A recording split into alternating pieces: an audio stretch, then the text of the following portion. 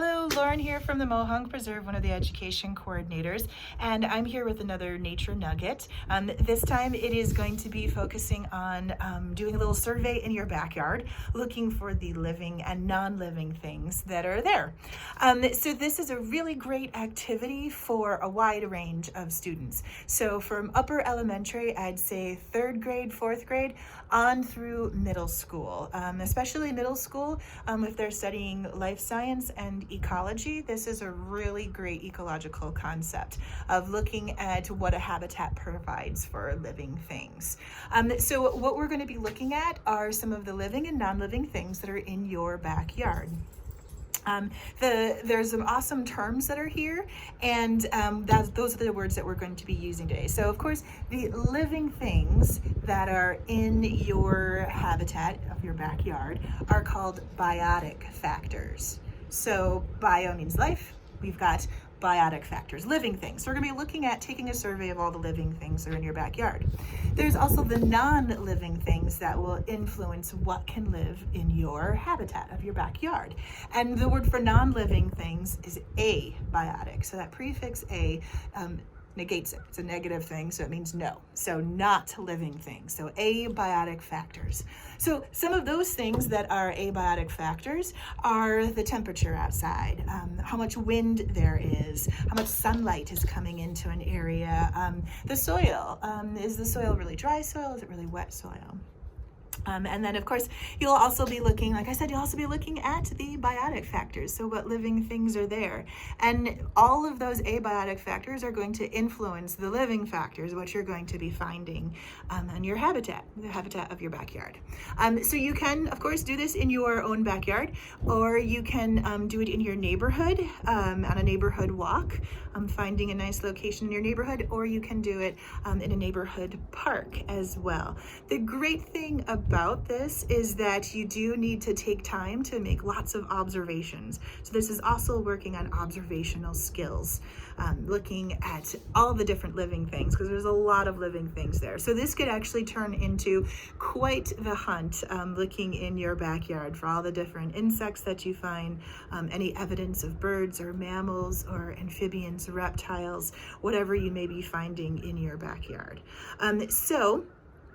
Attached to this is going to be a worksheet that I have created that you can definitely use when looking for the abiotic and biotic factors for this fun survey in your backyard. Let me show you the worksheet that I created.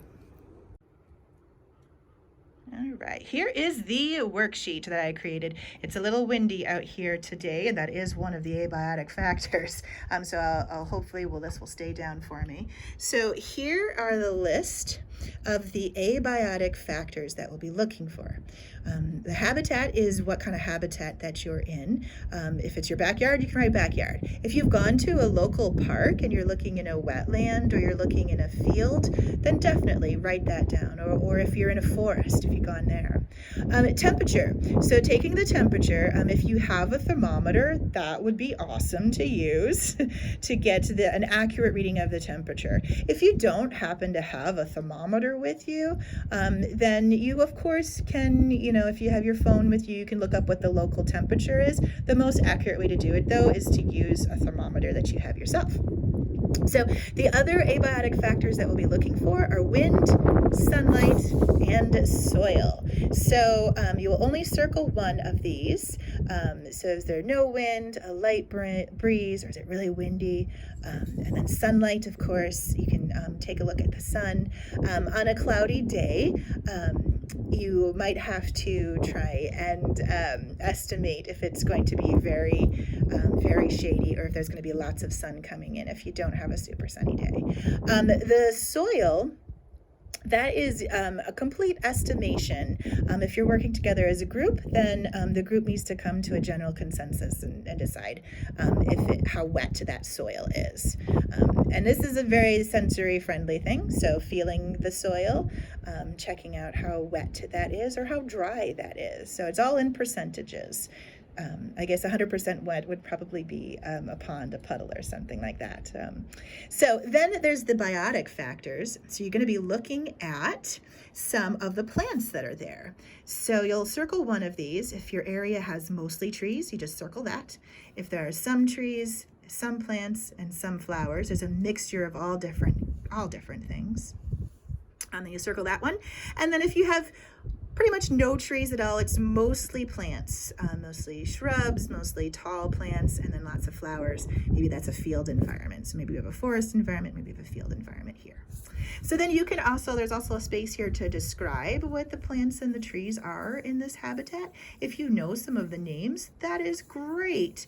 You might maybe want to describe some of the flowers that you're seeing or some of the trees that you're seeing. This is a great place to do that here.